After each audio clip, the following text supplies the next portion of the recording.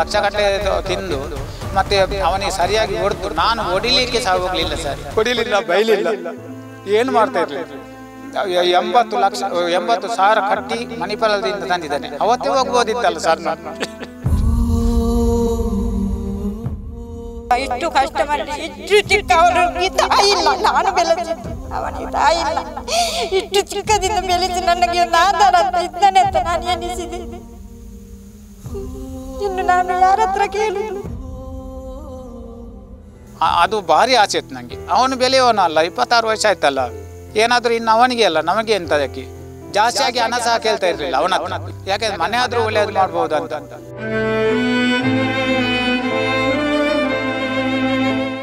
ಪೊಲೀಸ್ನವ್ರು ಮುಚ್ಚಾಕ್ಬಾರ್ದು, ನ್ಯಾಯವಾದ ಕಿಚ್ಚು ಕೊಡ್ಬೇಕಂತ ನಾನು ಕಲೆಯಿಂದ ಬೇಡ್ತೇನೆ ನಾನು ಪೊಲೀಸ್ನವ್ರು.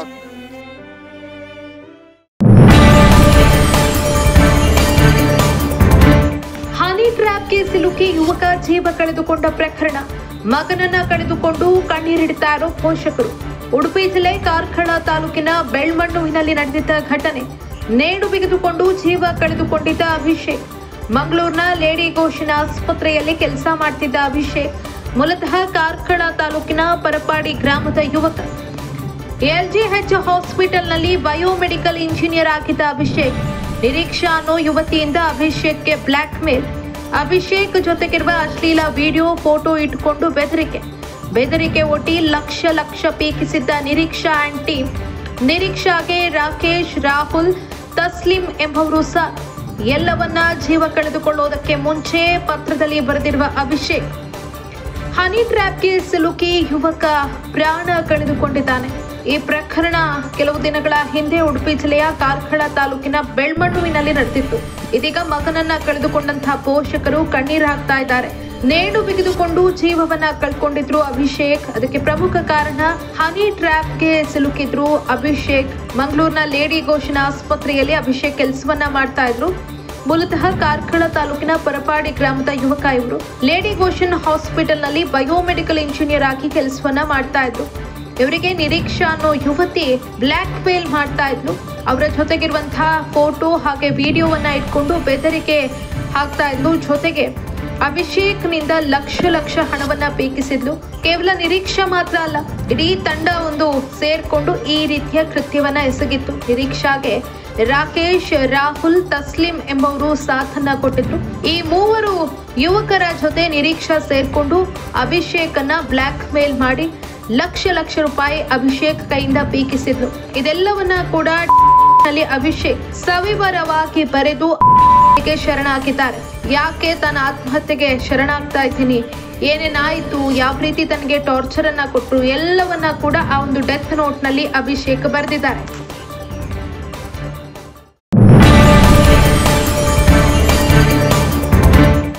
ಮಗನನ್ನ ಕಳೆದುಕೊಂಡು ಕಣ್ಣೀರಿಟ್ಟ ಅಭಿಷೇಕ್ ಪೋಷಕರು. ಘಟನೆ ನಡೆದು 6 ದಿನ ಕಳೆದು ಆರೋಪಿಗಳನ್ನ ಬಂಧಿಸಿಲ್ಲ. ನಮಗೆ ದಯವಿಟ್ಟು ನ್ಯಾಯ ಕೊಡಿಸಿ ಅಂತ ಕಣ್ಣೀರಿಟ್ಟ ಕುಟುಂಬ. ಅಭಿಷೇಕ್ ಮನೆ ಪರಿಸ್ಥಿತಿ ನೋಡಿದ್ರೆ ಕಣ್ಣಲ್ಲಿ ನೀರು ಬರುತ್ತೆ. ಆಗ್ಲೂ ಕುಸಿಯುತ್ತೆ ಅನ್ನೋ ರೀತಿಯಲ್ಲಿದೆ ಮನೆ. ಮಗ ಮನೆ ಕಟ್ಟಬೇಕು ಅಂತಿದ್ದ, ಮಣ್ಣಾಗಿ ಹೋದ. ಪಬ್ಲಿಕ್ ಇಂಪ್ಯಾಕ್ಟ್ ಮುಂದೆ ಕಣ್ಣೀರಿಟ್ಟ ಪೋಷಕರು. ಪ್ಲೀಸ್ ನನ್ನ ಮಗನ ಸಾವಿಗೆ ನ್ಯಾಯ ಕೊಡಿಸಿ ಅಂತ ಅಳಲು. ಇನ್ನು ಮಗನನ್ನ ಕಳೆದುಕೊಂಡಂತಹ ಅಭಿಷೇಕ್ ಪೋಷಕರ ಕಣ್ಣೀರು ನೋಡೋದಕ್ಕಾಗ್ತಾ ಇಲ್ಲ. ಘಟನೆ ನಡೆದು 6 ದಿನ ಆಗಿದೆ. ಘಟನೆಗೆ ಕಾರಣ ಏನು ಅನ್ನೋದು ಗೊತ್ತಿದೆ, ಯಾರು ಕಾರಣ ಅನ್ನೋದು ಕೂಡ ಗೊತ್ತಿದೆ. ಡೆತ್ ನೋಟ್ ಅಲ್ಲಿ ಎಲ್ಲವನ್ನ ಕೂಡ ಅಭಿಷೇಕ್ ಬರೆದಿಟ್ಟಿದ್ದಾರೆ.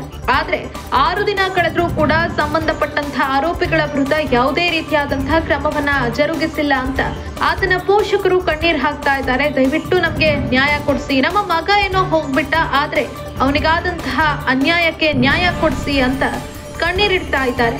ಅಭಿಷೇಕ್ ಮನೆಯ ಪರಿಸ್ಥಿತಿ ನೋಡಿದ್ರೆ ಕಣ್ಣಲ್ಲಿ ನೀರು ಬರುತ್ತೆ. ಅವರ ಮನೆಯ ಪರಿಸ್ಥಿತಿ ನೋಡಿದ್ರೆ ಎಂಥವ್ರಿಗಾದ್ರೂ ಕೂಡ ಕಣ್ಣೀರು ಬರುತ್ತೆ. ಆಗ್ಲೋ ಕುಸಿಯೋ ರೀತಿಯಲ್ಲಿದೆ ಅವರ ಮನೆ ಕಟ್ಟಬೇಕು ಅಂತ ಅಭಿಷೇಕ್ ಹೇಳ್ತಾ ಇದ್ರು. ಆದ್ರೆ ಮನೆ ಕಟ್ಟುವಂತಹ ಕನಸು ಈಡೇರುವ ಮುನ್ನವೇ ಅವರು ಮಣ್ಣಾಗಿ ಹೋಗಿದ್ದಾರೆ. ಪಬ್ಲಿಕ್ ಇಂಪ್ಯಾಕ್ಟ್ ಮುಂದೆ ಅಭಿಷೇಕ್ ಪೋಷಕರು ಕಣ್ಣೀರಿಟ್ಟಿದ್ದಾರೆ. ದಯವಿಟ್ಟು ನಮ್ಗೆ ನ್ಯಾಯ ಕೊಡಿಸಿ, ನನ್ನ ಮಗನ ಸಾವಿಗೆ ಕಾರಣ ಆದವರಿಗೆ ಶಿಕ್ಷೆಯನ್ನ ಕೊಡಿಸಿ ಅಂತ ಪಬ್ಲಿಕ್ ಇಂಪ್ಯಾಕ್ಟ್ ಮುಂದೆ ಕಣ್ಣೀರಿಟ್ಟಿದ್ದಾರೆ. ಉಡುಪಿ ಜಿಲ್ಲೆಯ ಕಾರ್ಕಳ ತಾಲೂಕಿನ ಪರಪಾಡಿ ಗ್ರಾಮಕ್ಕೆ ಹೋಗಿ ಅಭಿಷೇಕ್ ತಂದೆ ತಾಯಿಯ ಅಳಲನ್ನ ಪಬ್ಲಿಕ್ ಇಂಪ್ಯಾಕ್ಟ್ ಕೇಳೋ ಪ್ರಯತ್ನ ಮಾಡಿದೆ. ಏನಿದು ಪ್ರಕರಣ, ಅಭಿಷೇಕ್ ಮನೆ ಹೇಗಿದೆ, ಪೋಷಕರು ಏನ್ ಹೇಳ್ತಿದ್ದಾರೆ, ಎಲ್ಲವನ್ನ ನೋಡ್ಕೊಂಡು ಬರೋಣ ಬನ್ನಿ. ಯಾರು ಸರ್ ಅವಳು ಹುಡುಗಿ ಯಾರಂತ ಗೊತ್ತಿಲ್ಲ ಸರ್ ನನಗೆ. ನಾನು ರೂಮ್ ಸಹ ನೋಡಲಿಲ್ಲ ಅವ್ರದ್ದು. ಅವರು ಅಷ್ಟಕ್ಕೆ ಅವ್ರು ಕೆಲಸ ಮಾಡ್ತಾಯಿದ್ರು. ನಾನು ಇಲ್ಲಿ ಕೂಲಿ ಕೆಲಸ ಮಾಡಿ ನನಗೆ ಆಗೋದಿಲ್ಲ ಕೂಲಿ ಕೆಲಸ ಮಾಡಲಿಕ್ಕೆ ಸಹ. ಆದರೂ ನಾನು ಏನು ಮಾತಾಡ್ತಿರ್ಲಿಲ್ಲ ಇವರಿಗೆಲ್ಲ. ಆದರೆ ಈ ಥರ ಆಯ್ತಲ್ಲ ಸರ್, ಲಕ್ಷಗಟ್ಟಲೆ ತಿಂದು ಮತ್ತು ಅವನಿಗೆ ಸರಿಯಾಗಿ ಹೊಡೆದು ನಾನು ಹೊಡಿಲಿಕ್ಕೆ ಸಹ ಹೋಗಲಿಲ್ಲ ಸರ್. 4 ಜನರ ತಂಡ ಅಂತೆ, ಯಾವತ್ತೂ ಹೊಡಿಲಿಲ್ಲ. ದೊಡ್ಡವರ ಮಧ್ಯದ ಮೇಲೆ ಹೊಡಿಲಿಲ್ಲ. ಚಿಕ್ಕಂದಿನ ಹೇಳ್ಬಾರ್ದು, ಅವನ ಹತ್ರ ಕೇಳಬೇಕು. ಅವನಿದ್ದಾರೆಲ್ಲ ಹೊಡಿಲಿಲ್ಲ, ಬೈಲಿಲ್ಲ, ಏನು ಮಾಡ್ತಾ ಇರಲಿಲ್ಲ. ಜಾಸ್ತಿಯಾಗಿ ಹಣ ಸಹ ಕೇಳ್ತಾ ಇರಲಿಲ್ಲ ಅವನ ಹತ್ರ. ಇವನ ಹತ್ರ ಆದರೂ ಕೇಳ್ತಿದ್ದೆ ನಾನು. ಯಾಕೆಂದರೆ ಅವನು ಜಾಬಲ್ಲಿದ್ದಾನೆಲ್ಲ ಸರ್. ಯಾಕೆಂದರೆ ಮನೆ ಆದರೂ ಒಳ್ಳೆಯದು ಮಾಡ್ಬೋದು ಅಂತ. ಇವನಿಗೆ ಜಾಬ್ ಇಲ್ಲ. ಇವನು ಕೂಲಿ ಕೆಲಸ, ನನ್ನಾಗೆ ಕೂಲಿ ಕೆಲಸ ಮಾಡೋದು. ಎಲೆಕ್ಟ್ರಿಷಿಯನ್ ಮಾಡ್ತಾ ಇದ್ದಾನೆ ಅಲ್ಲಿ ಯಾರೊಟ್ಟಿಗೆ ಹೋಗಿ. ಆದರೂ ಒಳ್ಳೆ ಮನೆ ಕಟ್ತಾನೆ ಅಂತ ಅನ್ಕೊಂಡಿದ್ದೆ. ಹೌದು, ಅದು ಭಾರಿ ಆಸೆ ಇತ್ತು ನನಗೆ. ಅವನು ಬೆಲೆಯವನಲ್ಲ, 26 ವರ್ಷ ಆಯ್ತಲ್ಲ. ಏನಾದರೂ ಇನ್ನು ಅವನಿಗೆ ಅಲ್ಲ, ನಮಗೆ ಎಂತ ಅದಕ್ಕೆ. ಆದರೂ ಈ ಥರ ಆಯಿತು ಸರ್.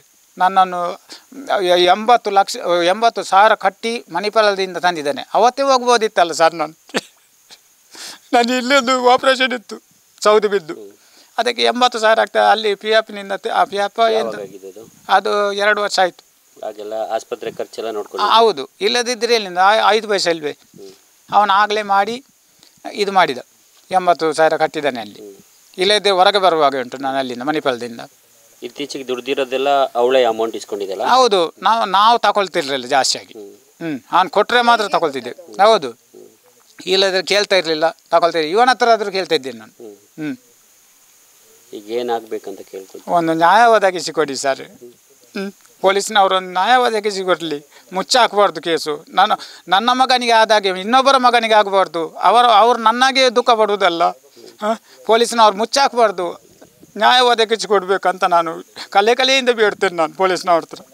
ಖಂಡಿತ ಕೆಲಸ ಮಾಡ್ತಾರೆ ಅವರು ಅಂತ ಅನ್ಕೊಳ್ತೀನಿ. ಖಂಡಿತವಾಗಿ ಅನಿಸ್ತೇನೆ ನಾನು. ಮತ್ತೆಂಥದ್ದು ಮಾಡ್ತಾರೆ ಗೊತ್ತಿಲ್ಲ ಅವರದೇ. ಯಾಕೆಂದರೆ ಕೇಸ್ ಮಾಡಿದರೆ ನನಗೆ ಮುಚ್ಚಾಕುವ ತಾಕತ್ತುಂಟಂತ ಹೇಳಿದ್ದಾರೆ ಅಂತಲ್ಲ ಪೊಲೀಸ್ನವರು. ಅದೇ ರೀತಿ ಮಾಡಿದ್ರೆ ನಾವು ಏನು ಮಾಡೋದು? ಯಾರು ಹೇಳಿರೋದು? ಅವಳು ಹೆಣ್ಣು ಹೇಳಿದ್ದಾಳೆ ಅಂತೆ. ಹಾಂ, ನಮಗೆಲ್ಲ ಕಾನೂನೆಲ್ಲ ಗೊತ್ತುಂಟು. ಆ ರೀತಿ ಎಲ್ಲ ಮಾತಾಡಿದ್ದಾಳಂತೆ. ಅಲ್ಲಿ ಬರೆದಿದ್ದಾನಂತೆ ಅವನು. ಆದರೂ ಹಾಗೆ ಆ ಥರ ಆದರೆ ಏನು ಮಾಡೋದು? ಏನು ಮಾಡಲಿಕ್ಕೆ ಆಗೋದಿಲ್ಲ ಸರ್. ಬಡವರ ಕೈಗೆ ಯಾರು ಇಲ್ಲ. ಅವಳು 4 ಜನ ನಮ್ಮ ಮಗನನ್ನು ಈ ಥರ ಮಾಡಿದಳೆಲ್ಲ. ಅವ ನಿರೀಕ್ಷೆ ಅಂದ ಹುಡುಗಿಯಿಂದನೇ ನಾನು ಇದೇ ಆಗಿದೆ ಅಂತ ಹೇಳಿದ್ದಾನೆ ಅವನು. ಅದಕ್ಕೆ ತಕ್ಕ ಶಕ್ತಿ ಹಾಕಬೇಕು. ಯಾರಿಗೂ ಅವಳು ಈ ಥರ ಮಾಡಲಿಕ್ಕೆ ಬಾರ್ದು. ಇನ್ನು ಅವಳಿಗೆ ಒಂದು ಸಲ ಅಷ್ಟು ಪರಿಚಯ ಇದ್ದವಳಿಗೆ ಅವಳ ಹತ್ರ ನಂಬರ್ ತಗೊಂಡು ನಮಗೆ ಹೇಳ್ಬೋದಿತ್ತಲ್ಲ. ಟಾರ್ಚರ್ ಕೊಟ್ಟರೆ ನಮಗೆ ಹೇಳ್ಬೋದಿತ್ತಲ್ಲ. ನಾನು ಅದು ಕೇಳುದು. ಈ ರೀತಿ ಯಾಕೆ ಮಾಡಿದ್ದಾಳೆ ಅವಳು? ಅಷ್ಟು ಪರಿಚಯ ಉಂಟು, ಎಲ್ಲ ಹಣ ಕೇಳಲಿಕ್ಕೆ ಗೊತ್ತುಂಟು ಅವಳಿಗೆ. ನಮಗೆ ಒಂದು ಹೇಳಲಿಕ್ಕೇನು? ನಿಮ್ಮ ಮಗ ಹೀಗೆ ಮಾಡ್ತಾನೆ ಅಂತ ಹೇಳ್ಬೋದಿತ್ತಲ್ಲ ಅವಳಿಗೆ. ಅದಕ್ಕೆ ಎಂತ ಹೇಳ್ತಾರೆ ಪೊಲೀಸ್ನವರು? ಇಷ್ಟು ಬರೆದಿಟ್ಟಿದ್ದಾನೆ, ಏನೂ ಕಾನೂನು ಕೈಗೆ ತಗೊಳ್ಳಿಲ್ಲ. ಹಾಗಾದರೆ ನಮಗೆ ನ್ಯಾಯ ಯಾರು ಕೊಡಿಸುವುದು?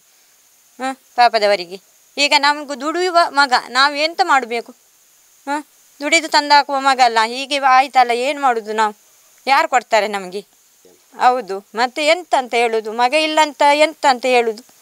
ನಾವು ಏನು ಹೇಳಲಿಕ್ಕಿಲ್ಲ ಅದರಲ್ಲಿ. ಇಷ್ಟು ಕಷ್ಟ ಮಾಡಿ ಇಷ್ಟು ಚಿಕ್ಕ ಅವನಿಗೆ ತಾಯಿ ಇಲ್ಲ. ನಾನು ಬೆಳೆಸಿದ್ದು ಅವನಿಗೆ ತಾಯಿ ಇಲ್ಲ. ಇಷ್ಟು ಚಿಕ್ಕದಿಂದ ಬೆಳೆಸಿ ನನಗೆ ಒಂದು ಆಧಾರ ಅಂತ ಇದ್ದಾನೆ ಅಂತ ನಾನು ಎನಿಸಿದೆ. ಇನ್ನು ನಾನು ಯಾರ ಹತ್ರ ಕೇಳುದು? ಇಲ್ಲ, ನನ್ನ ಹತ್ರ ಏನು ಹೇಳಿಲ್ಲ ಅವನು. ನಾನು ಹೇಳಿದ್ರೆ ಇಷ್ಟು ಆಗುವ ತನಕ ಬಿಟ್ಟೇ ಇರಲಿಲ್ಲ ನಾನು. ನನಗೆ ಏನೂ ಇಲ್ಲ. ಅವನಿಲ್ಲ. ಅವನಿಗೊಂದು ನ್ಯಾಯ ಒದಗಿಸಿಕೊಡಿ. ಅವನ ಆತ್ಮಕ್ಕೆ ಒಂದು ಶಾಂತಿ ಸಿಕ್ಕಲಿ. ನನಗೊಂದು ಮನೆಯವರೆಲ್ಲ ಇಷ್ಟು ಮಾಡಿದ್ರಂತ ಒಂದು ಶಾಂತಿ ಸಿಕ್ಕಲಿ ಅಂತ ನಾನು ಎಲ್ಲರ ಹತ್ರ ಬೇಡುವುದಷ್ಟೇ. ನ್ಯಾಯಾಲಯದ ಹತ್ರ ಬೇಡುವುದೇ ಅಷ್ಟೇ ನಾನು. ಅವನ ಮನಸ್ಸಿಗೆ ಒಂದು ಶಾಂತಿ ಬೇಕು. ನನಗೆ ಶಿಕ್ಷೆ ಕೊಟ್ಟವರಿಗೊಂದು ಶಿಕ್ಷೆ ಆಯ್ತಲ್ಲ ಅಂತ ಅವನು ಎನಿಸಬೇಕು. ಅಷ್ಟು ಮಾಡಿದ್ರಲ್ಲ ನನ್ನ ಮನೆಯವರ ಅಂತ. ನಮಸ್ತೆ ಕಾಫಿ ನಾಡು.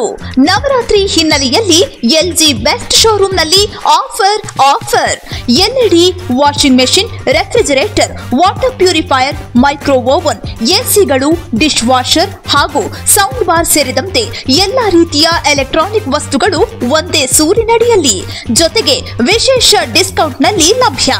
ಹಿಂದೆ ಭೇಟಿ ಕೊಡಿ. LG best shop, MG road, Chikkamagaluru. ಇಂತಹ ನೈಜ ಕುತೂಹಲ ಭರಿತ ಸುದ್ದಿಗಳು ನಿಮಗೆ ಸಿಗಬೇಕಂದ್ರೆ ರಾಜ್ಯದ ಪ್ರತಿಷ್ಠಿತ ಜನಪರ ಡಿಜಿಟಲ್ ಸುದ್ದಿ ಮಾಧ್ಯಮ ಪಬ್ಲಿಕ್ ಇಂಪ್ಯಾಕ್ಟ್ ಚಾನಲನ್ನು ಯೂಟ್ಯೂಬ್ನಲ್ಲಿ ಸಬ್ಸ್ಕ್ರೈಬ್ ಮಾಡಿಕೊಳ್ಳಿ. ವಿಡಿಯೋ ಇಷ್ಟವಾದರೆ ಲೈಕ್ ಮಾಡಿ, ನಿಮ್ಮ ಇಷ್ಟದವರಿಗೆ ಶೇರ್ ಮಾಡಿ, ನಮ್ಮನ್ನು ಪ್ರೋತ್ಸಾಹಿಸಿ. ಹಾಗೆಯೇ ಫೇಸ್ಬುಕ್ನಲ್ಲಿ ಪಬ್ಲಿಕ್ ಇಂಪ್ಯಾಕ್ಟ್ ಫಾಲೋ ಮಾಡೋದನ್ನು, ಇನ್ಸ್ಟಾದಲ್ಲಿ ಜೊತೆಯಾಗೋದನ್ನು ಮಿಸ್ ಮಾಡಬೇಡಿ. ಜಾಹೀರಾತು ಹಾಗೂ ಬಿಸ್ನೆಸ್ ಪ್ರಮೋಷನ್ಗಾಗಿ ಸಂಪರ್ಕಿಸಿ 9606037450 ಅಥವಾ 9353224116. ಇದು ಪಬ್ಲಿಕ್ ಇಂಪ್ಯಾಕ್ಟ್, ಜನಶಕ್ತಿಯೇ ನಿರ್ಣಾಯಕ.